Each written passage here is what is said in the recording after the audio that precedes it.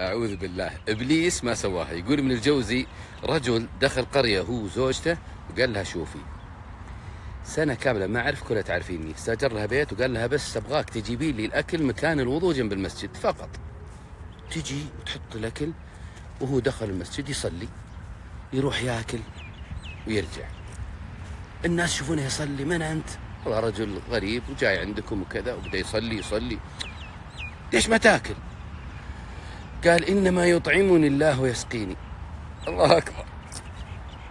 قالوا هذا ولي من أولياء الله. بعد كم يوم انخدعوا فيه، صاروا يتمسحون فيه ويتبركون فيه، نسأل الله العافية بالجهل، ويجيبون عيالهم يقرأ عليهم. بعد فترة تمكن منهم حدود السنة، قال زوجته أبيك تدخلين المسجد وتصيحين تقولين امسكوا الرجال هذا تراه قتل ولدي.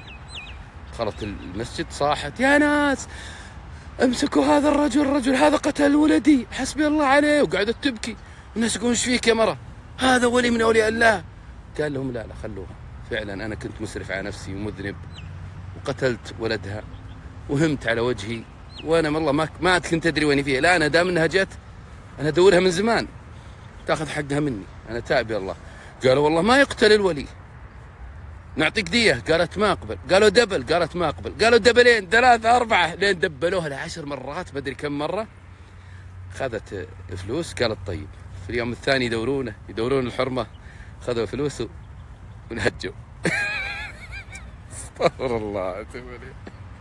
لا تنخدع في المظاهر، لا يغرك بعض الاشياء اللي تشوفها. دائما ترى احنا ننخدع ببعض المظاهر، انا ما اعمم، لكن لا يغرك بعض من يظهر حتى يثبت لك بشيء يقين.